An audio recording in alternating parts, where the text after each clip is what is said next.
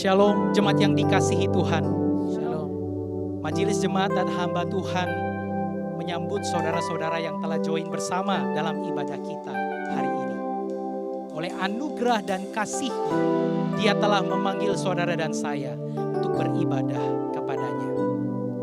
Pemazmur berkata, betapa berharganya kasih setia Allah kita, sehingga anak-anak manusia berlindung dalam naungan sayap-Nya. Marilah kita beribadah di hadapan Tuhan dengan nyanyian ini. Ku datang Tuhan, baharui hatiku. Ku datang Tuhan, baharui hatiku dengan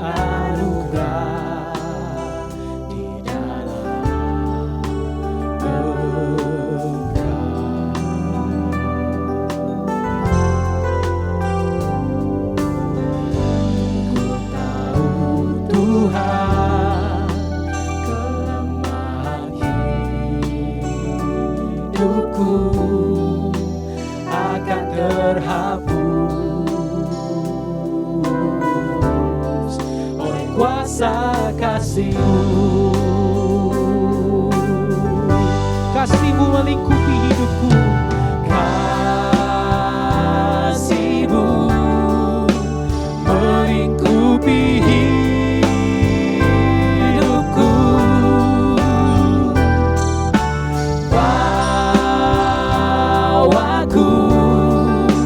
Dekat padamu,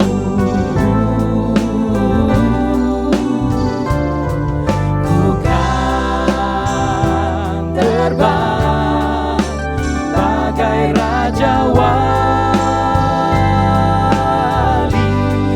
Roh-Mu mengangkatku terbang lebih tinggi oleh kuasa kasih-Mu.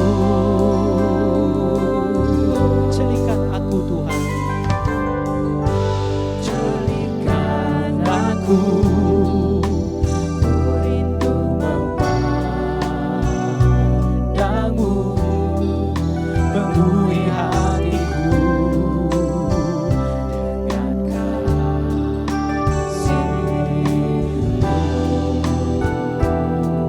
Ubah hatiku,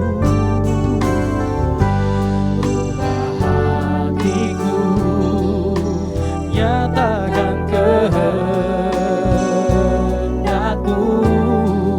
di dalam hidupku dengan kuasa kasih-Mu,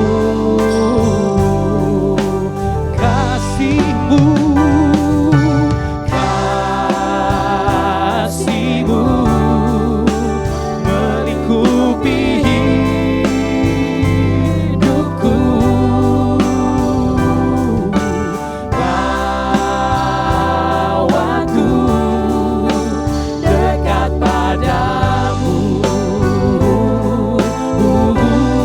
Ku kan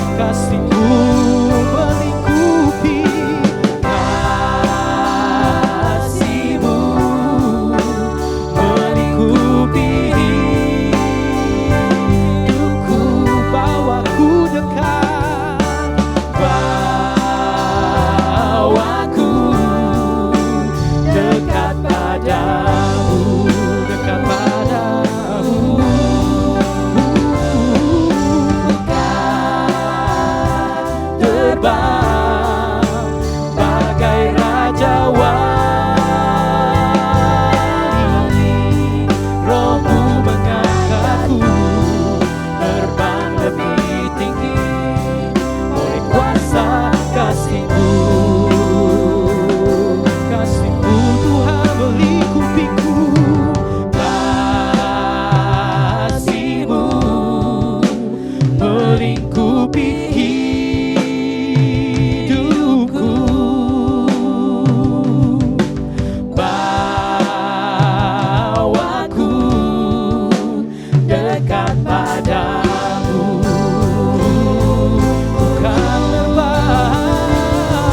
Bukan terbang bagai raja wali. Roh-Mu mengangkatku terbang lebih tinggi oleh kuasa kasih-Mu. Roh-Mu mengangkatku terbang lebih tinggi oleh kuasa kasih-Mu. Roh-Mu mengangkatku, Roh-Mu mengangkatku terbang lebih tinggi oleh kuasa kasih-Mu.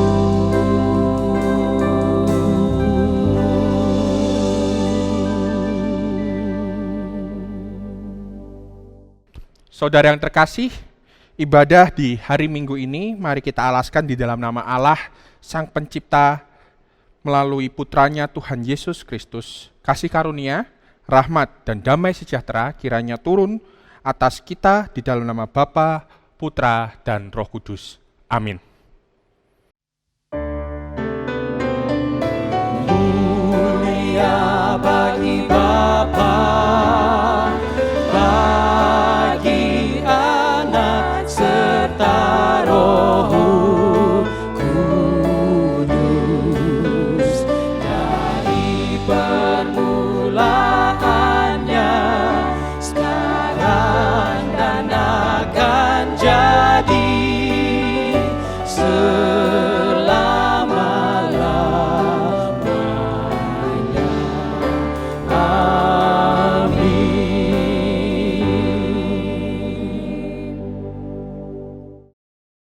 Nas pembimbing kita hari ini terambil dari Lukas 24, 32-33 berkata demikian. Kata mereka seorang kepada yang lain, bukankah hati kita berkobar-kobar ketika ia berbicara dengan kita di tengah jalan dan ketika ia menerangkan kitab suci kepada kita? Lalu bangunlah mereka dan terus kembali ke Yerusalem. Di situ mereka mendapati 11 murid itu, mereka sedang berkumpul dengan mereka bersama dengan teman-teman mereka. Kata mereka itu, sesungguhnya Tuhan telah bangkit dan telah menampakkan diri pada Simon. Amin.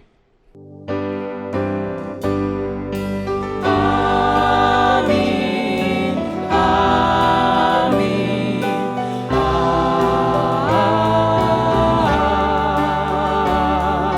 Amin.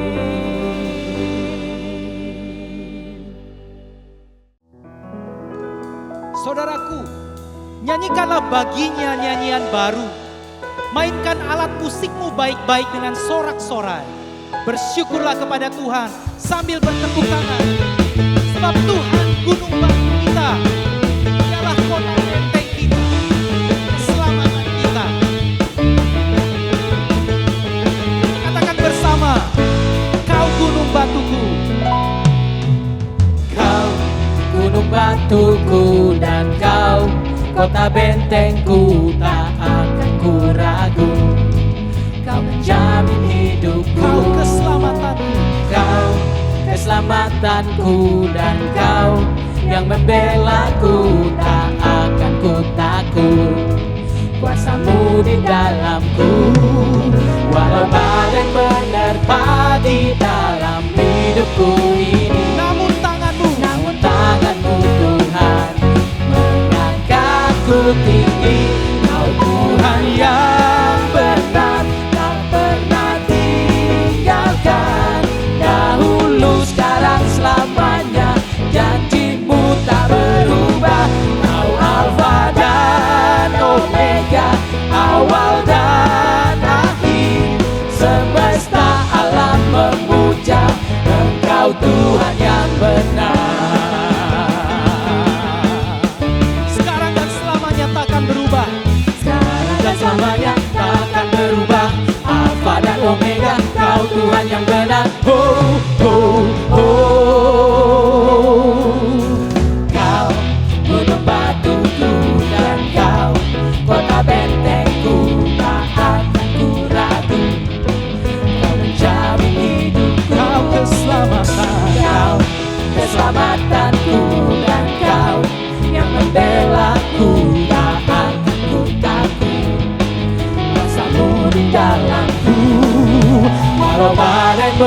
menerpa di dalam hidupku ini. Namun tanganmu Tuhan mengangkatku tinggi. Kau Tuhan yang benar, tak pernah tinggalkan.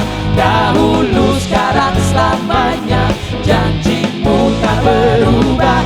Kau Alfa dan Omega, awal dan akhir. Semesta alam memuja Engkau Tuhan yang benar.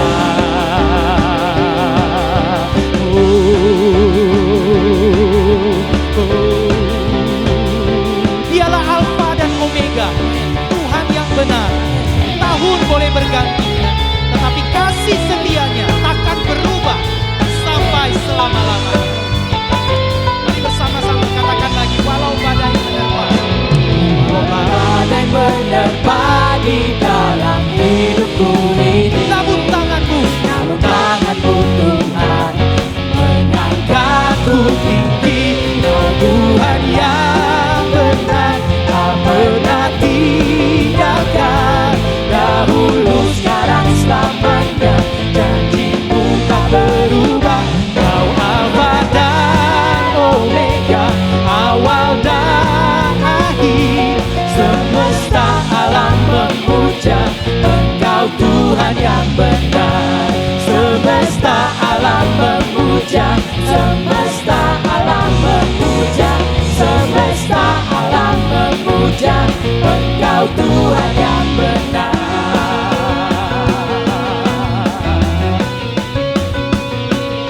Engkaulah Tuhan yang benar.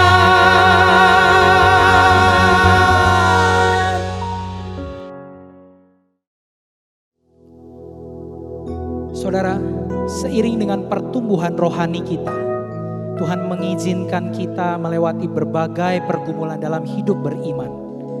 Kadang kita bertahan, menang, tetapi tidak jarang kita jatuh dan terhimpit beban yang berat.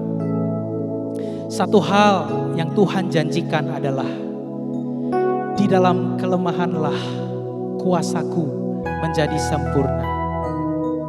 Mari siapkan pikiran, jiwa dan hati kita untuk mendengarkan firman-Nya. Katakan, Engkaulah kekuatanku.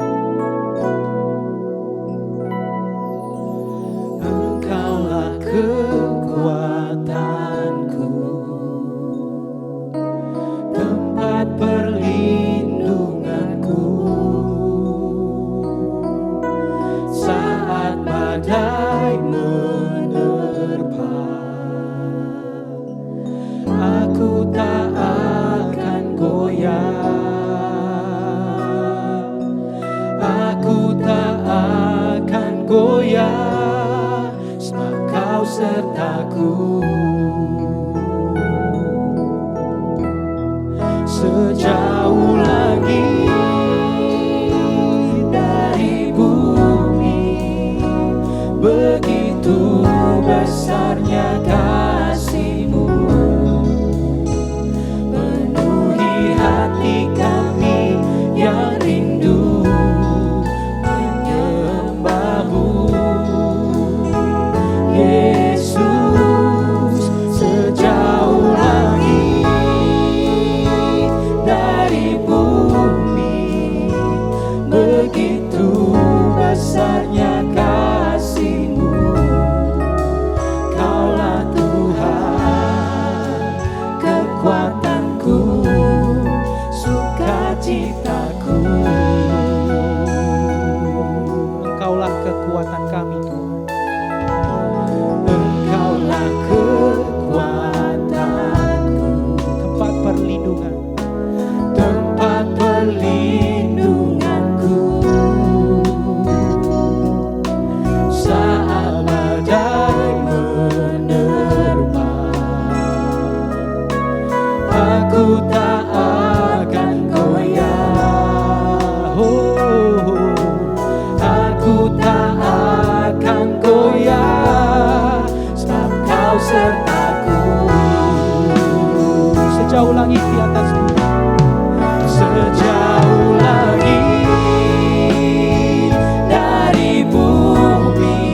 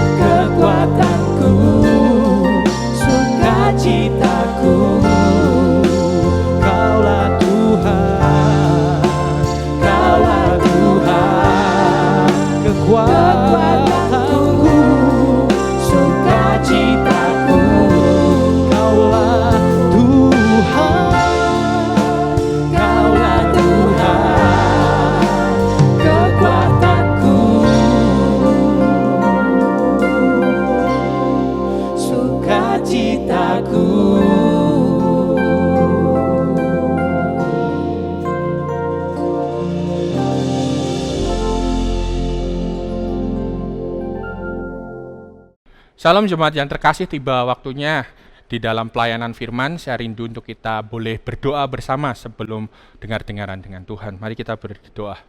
Kami mengucap syukur untuk hari ini Tuhan, kami boleh berkumpul dan kami boleh bersatu sebagai saudara seiman. Dan saat ini Tuhan, kami rindu untuk boleh dengar-dengaran dengan Engkau lewat pemberitaan firman-Mu ini. Kiranya Tuhan yang boleh membukakan setiap relung hati kami menjadi hati yang siap untuk ditabur dengan kebenaran firman-Mu. Menjadi hati yang siap untuk berakar, bertumbuh, dan berbuah di dalam Tuhan.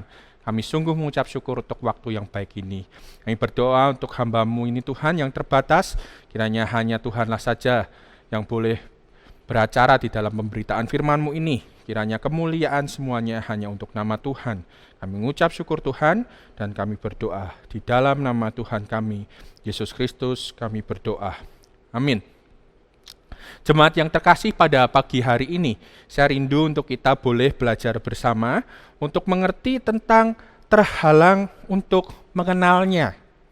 Terhalang untuk mengenal Tuhan diambil dalam Lukas 24, 13 sampai 35.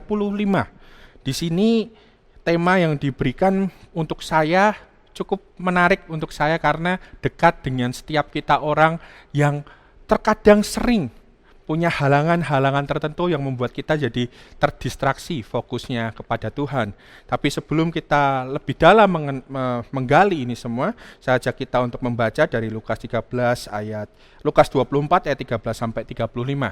Saya bacakan untuk saudara sekalian. Yesus menampakkan diri di jalan ke Emmaus. Pada hari itu juga, 2 orang dari murid-murid Yesus pergi ke sebuah kampung bernama Emmaus yang terletak kira-kira 7 mil jauhnya dari Yerusalem. Dan mereka bercakap-cakap tentang segala sesuatu yang telah terjadi. Ketika mereka sedang bercakap-cakap dan bertukar pikiran, datanglah Yesus sendiri mendekati mereka, lalu berjalan bersama dengan mereka. Tetapi ada satu yang menghalangi mata mereka sehingga mereka tidak dapat mengenali Dia. Yesus berkata kepada mereka, "Apa yang kamu percakapkan sementara kamu berjalan?" Maka berhentilah mereka dengan muka muram. Seorang dari mereka namanya Kleopas menjawabnya, "Adakah engkau satu-satunya orang asing di Yerusalem yang tidak tahu apa yang terjadi di situ pada hari-hari belakangan ini?" Katanya kepada mereka, "Apakah itu?" Jawab mereka, "Apa yang terjadi dengan Yesus orang Nazaret? Dia adalah seorang nabi yang berkuasa dalam pekerjaan dan perkataan di hadapan Allah dan di depan seluruh bangsa kami. Tetapi imam-imam kepala dan pemimpin-pemimpin kami telah menyerahkan Dia untuk dihukum mati dan mereka telah menyalibkannya. Padahal kami dahulu mengharapkan bahwa Dialah yang telah datang untuk membebaskan bangsa Israel. Tetapi sementara itu telah lewat 3 hari sejak semua itu terjadi. Tetapi beberapa perempuan dari kalangan kami telah mengejutkan kami. Pagi-pagi buta mereka telah pergi ke kubur dan tidak menemukan mayatnya. Lalu mereka datang dengan berita bahwa telah kelihatan kepada mereka malaikat-malaikat yang mengatakan bahwa Ia hidup.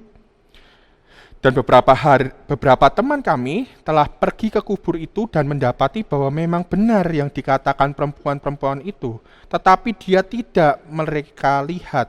Lalu Ia berkata kepada mereka, "Hei kamu orang bodoh, betapa lambannya hatimu sehingga kamu tidak percaya segala sesuatu yang telah dikatakan para nabi. Bukankah Mesias harus menderita semuanya itu untuk masuk ke dalam kemuliaannya?" Lalu Ia menjelaskan kepada mereka apa yang tertulis tentang Dia dalam seluruh kitab suci, mulai dari kitab-kitab Musa dan segala kitab nabi-nabi. Mereka mendekati kampung yang mereka tuju, lalu Ia berbuat seolah-olah hendak meneruskan perjalanannya. Tetapi mereka sangat mendesaknya, katanya, "Tinggallah bersama-sama dengan kami, sebab hari telah menjelang malam dan matahari hampir terbenam." Lalu masuklah Ia untuk tinggal bersama-sama dengan mereka. Waktu Ia duduk makan dengan mereka, Ia mengambil roti, mengucap berkat, lalu memecah-mecahnya dan memberikannya kepadanya. Ketika itu terbukalah mata mereka dan mereka pun mengenal Dia, tetapi Ia lenyap dari tengah-tengah mereka. Kata mereka seorang kepada yang lain, "Bukankah hati kita berkobar-kobar ketika Ia berbicara dengan kita di tengah jalan dan ketika Ia menerangkan kitab suci kepada kita?" Lalu bangunlah mereka dan terus kembali ke Yerusalem. Di situ mereka mendapati ke-11 murid itu. Mereka sedang berkumpul bersama-sama dengan teman-teman mereka. Kata mereka itu, sesungguhnya Tuhan telah bangkit dan telah menampakkan diri kepada Simon. Lalu kedua orang itu pun menceritakan apa yang terjadi di tengah jalan dan bagaimana mereka mengenal dia pada waktu ia memecahkan roti. Terpujilah Allah dan berbahagialah setiap kita yang membaca, mendengar dan menjadi pelaku firman Tuhan di dalam kehidupan kita sehari-hari. Saudara, di perikop ini terkenal tentang perjalanan ke Emmaus. Kita semua orang percaya tahu cerita ini, tetapi hari ini kita ingin membedah sedikit tentang apa yang menjadi penghalang untuk murid-murid itu mengenal Tuhan. Mereka berjalan bersama sepanjang perjalanan, tetapi mereka tidak sadar itu adalah Tuhan. Dan saat Tuhan memecah-mecah roti, barulah mereka sadar bahwa itu adalah Tuhan.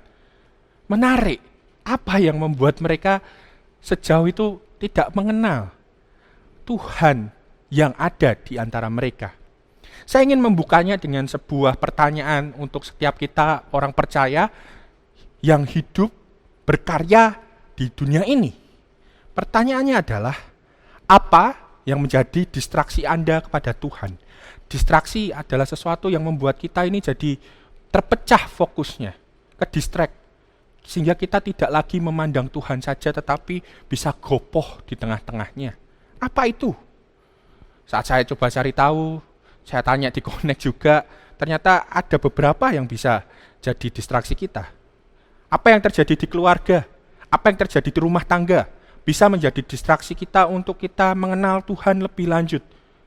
Apa yang terjadi di situ, chaosnya mungkin, dinamikanya, apa yang terjadi membuat kita khawatir dalam rumah, itu seringkali mengkabulkan kita untuk mau tahu, kenal lagi dengan Tuhan.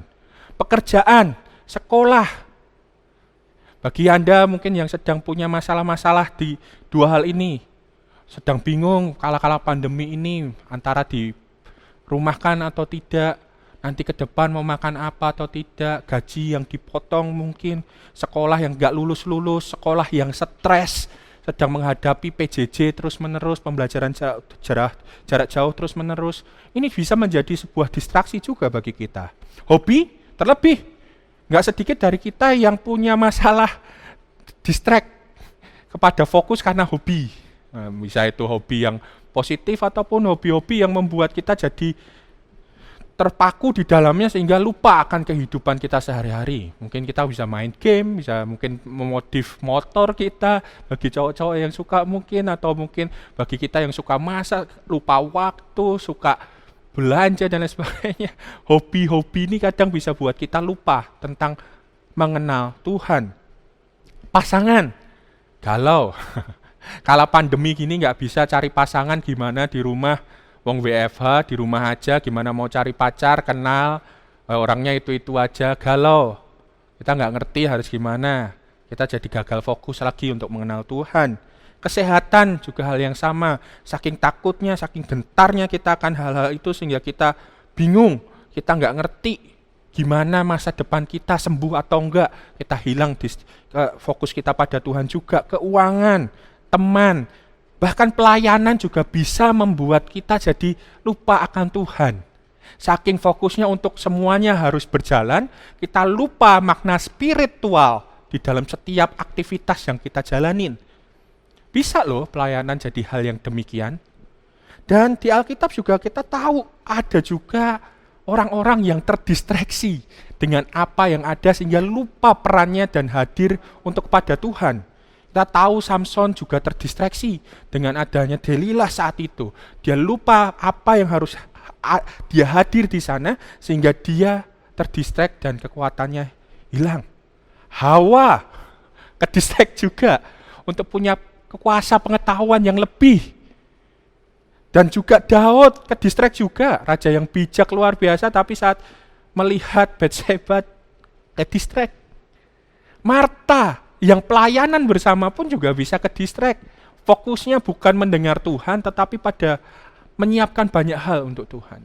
Jadi realitanya ini juga ada di dalam kitab suci. Bahkan yang kita baca hari ini tentang perjalanan Emmaus, murid-murid Yesus sendiri juga terdistract di sana.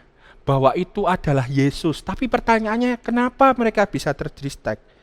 Bukti dari mereka tidak mengenal Yesus adalah saat Kleopas ayat 18 bicara, adakah engkau satu-satunya orang asing di Yerusalem yang tidak tahu apa yang terjadi di situ pada hari belakangan ini? Ini bukti dia nggak kenal Tuhan yang ada di depannya, berjalan bersama. Jadi apa sebenarnya yang terjadi yang menghalangi murid untuk mengenal Tuhan lebih lagi? Dalam pandangan saya melihat ada dua hal yang mendistraksi mereka untuk mengenal Tuhan. Yang pertama, murid-murid Tuhan saat itu fokusnya adalah agenda pembebasan Israel. Yesus datang dan dianggap sebagai seorang yang mampu membebaskan mereka dari pemerintahan Romawi yang ada. Ayat 21 saya bacakan. Padahal kami dahulu mengharapkan bahwa dialah yang datang untuk membebaskan bangsa Israel. Ini fokus nyata. Orang punya dijajah, pasti pengen banget keluar. Udah muak dengan pemerintahan saat itu yang ada. Fokusnya adalah yang penting merdeka, yang penting keluar. Sehingga mereka nggak ngerti fokusnya Tuhan datang itu mau apa kepada mereka. Dan yang kedua, mereka fokusnya kepada kematian Tuhan Yesus. Mereka tahu Tuhan Yesus yang sudah mati 3 hari, jejak semuanya, kemudian bangkit, tapi mereka fokusnya kepada ada yang hilang, yaitu mayatnya. Udah dicek gak ada, gak ketemu. Fokus mereka kepada hal-hal yang kepentingan mereka, bahwa bangsa Israel bebas dan Yesus yang mati hilang. Fokus mereka adalah tentang pride, ego diri mereka sendiri. Bukankah kalau kita tilik tadi yang saya sebutkan, yang sering jadi distraksi kita, itu semua berkenaan tentang all about me, bukan all about Jesus. Keluarga, pekerjaan, sekolah, hobi, pasangan, kesehatan, keuangan, teman, pelayanan. Ini semua tentang saya, dan saya. Bukan Tuhan, dan Tuhan. Padahal kalau murid Tuhan lebih mau fokus lagi, bukan pada dua agenda, pembebasan saat itu dan kematian Tuhan. Kalau mereka mau fokus pada kebangkitan Tuhan Yesus, saya yakin akan jadi beda cerita saat mereka berjalan dengan Emmaus. Ya, ini andai-andai saya. Tapi bukankah ini realitas kita sehari-hari saat kita punya problem, saudaraku? Kalau kita punya problem, fokus kita pada problem kita atau fokus kita pada Tuhan kita yang bisa mengatasi problem? Yuk, jujur-jujuran. Saya secara tubuh saya masih sering asam lambung. Kalau ngomongin banyak hal yang khawatir. Itu secara tubuh. Secara jiwa saya sadar bahwa mari serahkan pada Tuhan. Tuhan yang akan menuntun. Saya mau berikan pada Tuhan. Tuhan yang akan membawa saya untuk menyelesaikan semua. Karena Tuhan saya lebih besar dari masalah saya. Tapi tubuh saya asam lambung. Artinya secara manusiawi kita wajar. Punya distraksi, punya kekhawatiran wajar. Tapi dalam iman kita, hidup kita, harusnya kita belajar untuk lebih semeleh, orang Jawa bilang, menyerahkan diri, menundukkan diri kepada Tuhan, supaya Tuhan yang menjadi fokus kita, dan nilai-nilai kerajaan Allah lah yang menjadi apa yang harusnya kita lihat. Murid Tuhan yang berjalan di dalam perjalanan di Emmaus, fokus mereka membuat mereka gagal melihat nilai kerajaan Allah yang Tuhan mau bawa. Di mana nilai kerajaan Allah berbeda dengan apa yang ada di dunia ini. Saya akan katakan demikian. Hanya saat kita menundukkan diri kepada kerajaan Allah, yang sering nilai-nilainya berbeda dari dunia, contohnya adalah salib, kita baru dapat mengenal dan mengalami Tuhan Yesus yang sesungguhnya. Lukas ini luar biasa. Menceritakan banyak tentang bagaimana umat Israel saat itu pengen bebas dari penjajahan bangsa Romawi. Di dalamnya ada cerita-cerita mukjizat, juga Tuhan menyembuhkan umatnya. Tuhan pergi ke tempat-tempat untuk mengabarkan kebenaran firman, untuk mendengarkan kepada orang-orang banyak bahwa apa yang menjadi nilai kerajaan surga itu berbeda dengan apa yang ada di dunia. Mereka mau katakan apa yang terjadi di dunia ini itu tidak akan sama dengan nanti saat kita ke surga. Lukas saat selesai dengan endingnya berbicara tentang kenaikan Yesus. Di mana Yesus kemudian naik ke surga, terangkat ke surga, dan hilang di sana. Dia mau menggambarkan bahwa Tuhan bertahta di kerajaan Allah. Ini mau menggambarkan sesuatu bahwa Tuhan Yesus sungguh-sungguh menghidupi nilai-nilai kerajaan Allah. Lah pertanyaannya, nilai-nilai kerajaan Allah itu apa? Damai sejahtera, keadilan, kebenaran, cinta kasih pada keutuhan ciptaan saat itu sebagai manusia dan sekitarnya. Ini yang harus kita perjuangkan dan datang menjadi pembawa damai. Yesus menawarkan itu, sedangkan murid-murid punya agenda sendiri, menawarkan kebebasan dari penjajahan. Gak sinkron. Yesus menawarkan the upside down kingdom, kerajaan yang terbalik dari apa yang ada di dunia. Mereka fokusnya apa yang ada di dunia. Yesus mau ngomong, di lebih dari dunia ini ada sesuatu, yaitu ini loh, damai sejahtera, kebenaran, cinta, kesetiaan, hal-hal seperti itu yang Tuhan mau sampaikan, bukan sekedar duniawi semata. Saat kita memulai nilai-nilai kerajaan Allah, pencobaan-pencobaan, distraksi-distraksi yang ada itu bisa lewat begitu saja karena fokus kita adalah nilai kerajaan Allah. Sehingga lambang salib yang Yesus sudah lakukan, sudah berikan kepada setiap umat manusia yang percaya kepadanya, ini menunjukkan bahwa Yesus memutarbalikkan segala kebutuhan dunia dengan rela mati. Nah, berani nggak kita fokus kepada Tuhan, memikul salib kita, dan menyangkal diri kita, menyangkal distraksi itu untuk kita serahkan kepada Tuhan. Jika murid Tuhan fokusnya pada agenda pembebasan bangsa Israel dan juga berfokus pada kesedihan kematian Tuhan, tidakkah kita bisa belajar melepaskan fokus-fokus itu juga? Murid Tuhan baru sadar saat Tuhan, ayat 31, ketika itu terbukalah mata mereka dan mereka pun mengenalnya. Itu karena Tuhan mengambil roti, mengucap berkat, lalu memecah-mecahkannya dan memberikan kepadanya. Setelah berjalan begitu lama bersama, itu artinya berjalan begitu lama fokus sama Tuhan, mereka baru teringat lagi. Itu sama dengan kita, saudara-saudaraku, bagaimana kita memusatkan hidup kita kepada Tuhan Yesus Kristus. Saat kita mau fokus pada Yesus Kristus adalah saat kita mau ambil komitmen. Aku mau fokus pada Tuhan.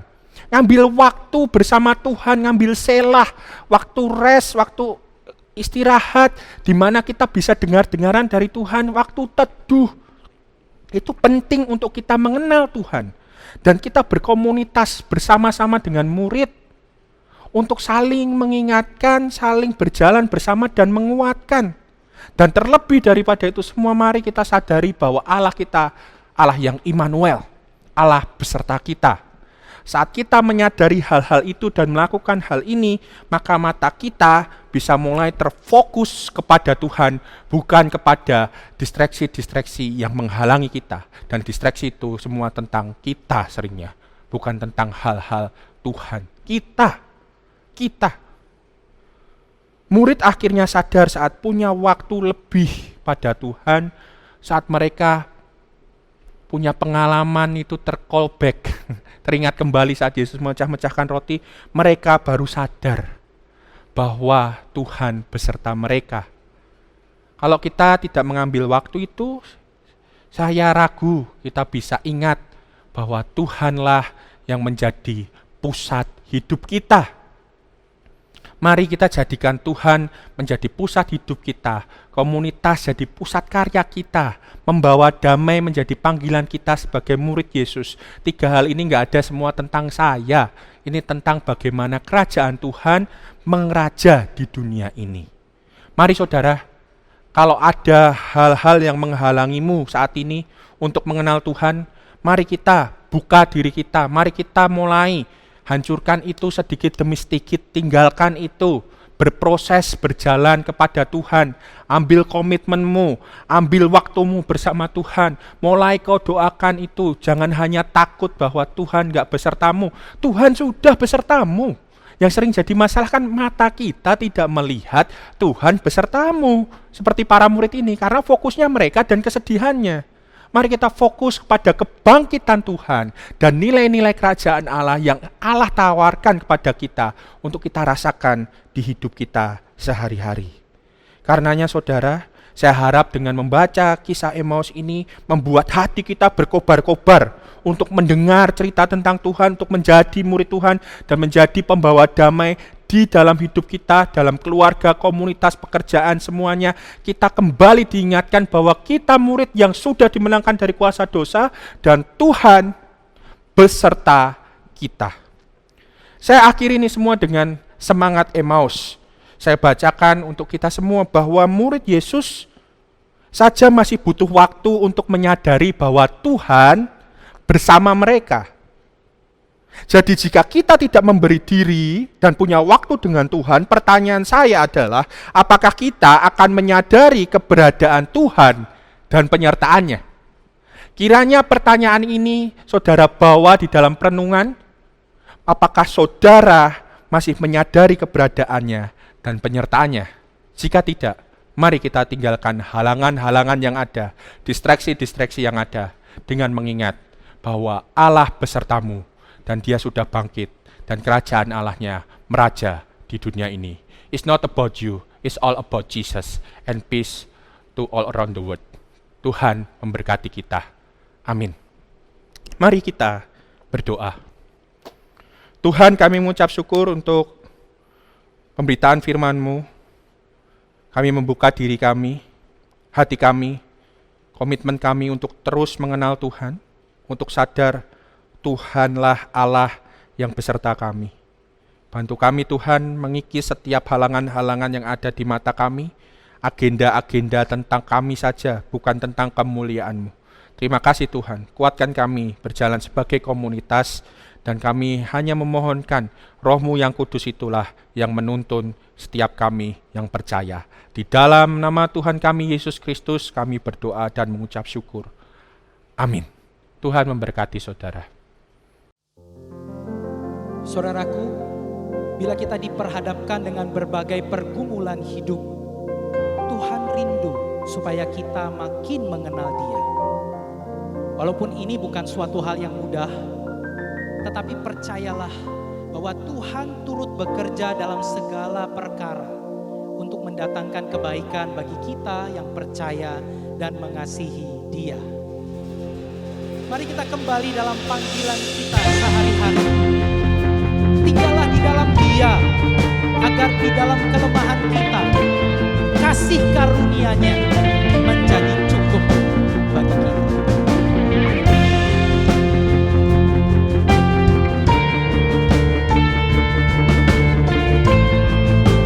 Mari kita datang kepada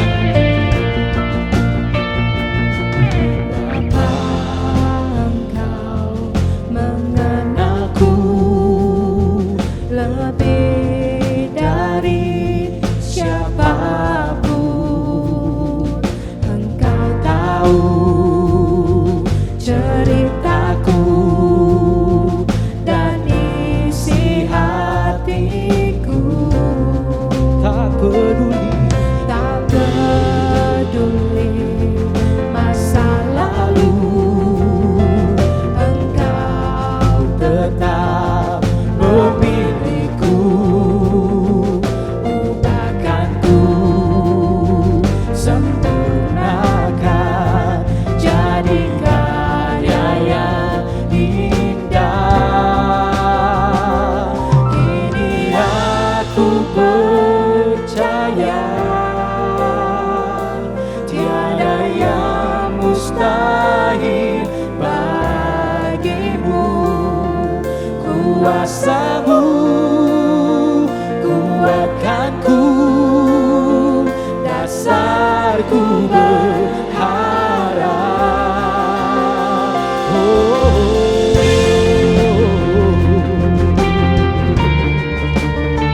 sekali lagi katakan, Bapa,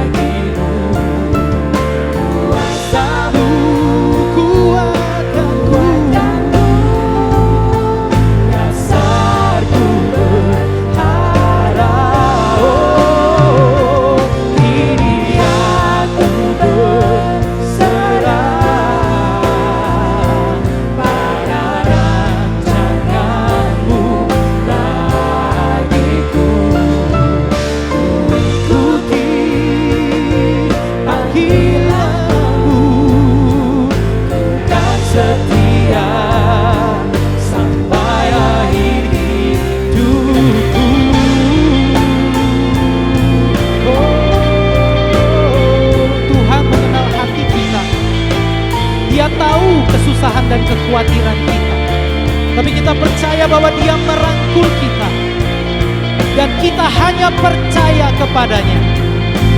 Mari angkat tangan kita, katakan kami percaya kepadamu Tuhan. Ini aku percaya, oh, tiada yang mustahil bagimu. Kuasamu, kuatkanku, dasarku berharap. Oh, kini aku berserah pada rancanganmu bagiku. Ku ikuti panggilanmu, mau setia sampai akhir hidupku. Ikuti panggilanku, mau setia sampai akhir hidupku.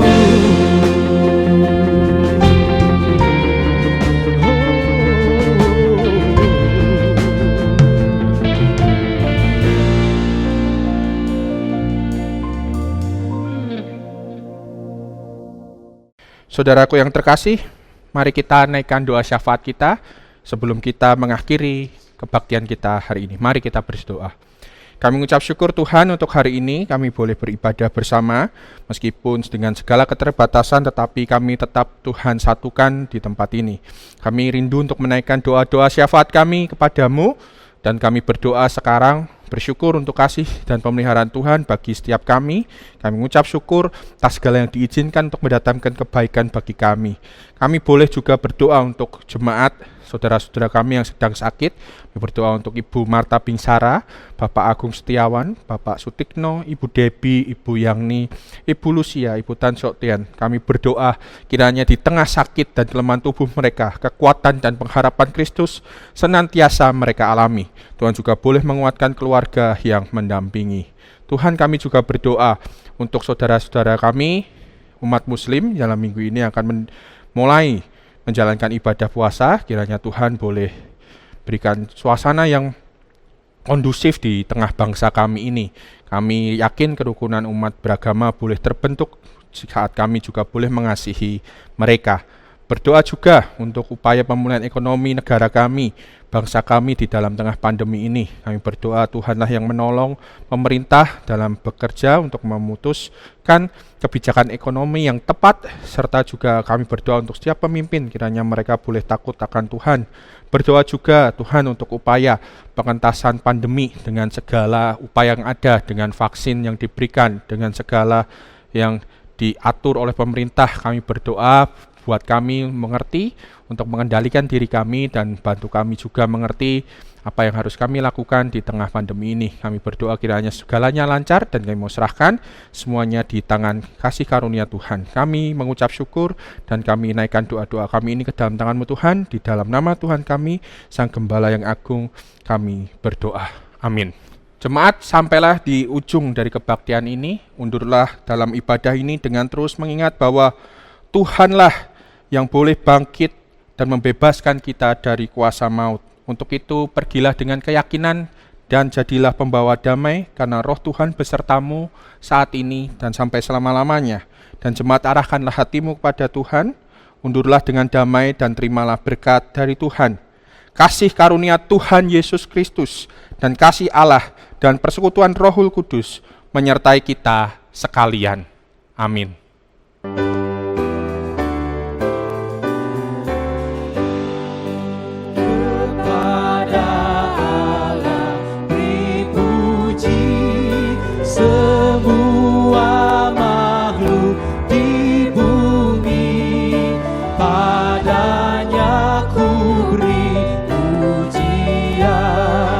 Bapa, Anak, dan Roh Suci.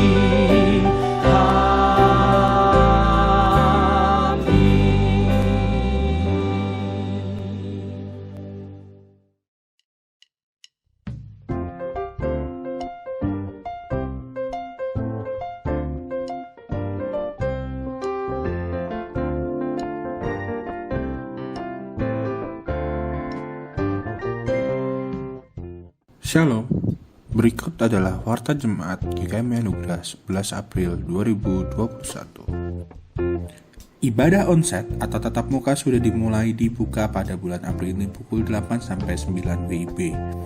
Pastikan saudara sehat dan mematuhi protokol kesehatan saat beribadah. Lebih baik lagi jika jemaat yang ingin datang sudah divaksin 2 kali dosis. Mari kita tetap berdisiplin dengan terus menjaga diri sendiri dari peredaran virus COVID-19. Allahku besar, kuat dan perkasa, tiada yang mustahil bagi Dia. Oh oh, Allahku besar. Halo adik-adik kids, jangan lupa ya hari ini jam 10 pagi ada sekolah minggu online dengan tema Allah Pencipta. Bintang-bintang ciptaannya. Oh oh. Hai teman-teman teens, jangan lupa hari ini ada persekutuan dengan tema I Can Sing jam 10 pagi via Zoom. Berikut adalah tema-tema ibadah bulan April, tanggal 18 April dan 25 April 2021. Hai teman-teman AWM, ingin menciptakan lagu tapi bingung caranya? Ikutan yuk dalam lomba cipta lagu Grow in Talent, Grow in Grace.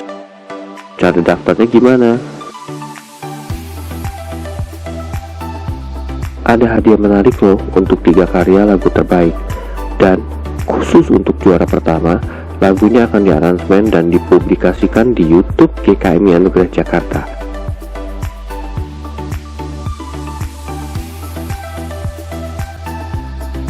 Tunggu apa lagi? Mari berkarya bersama. Let's go together.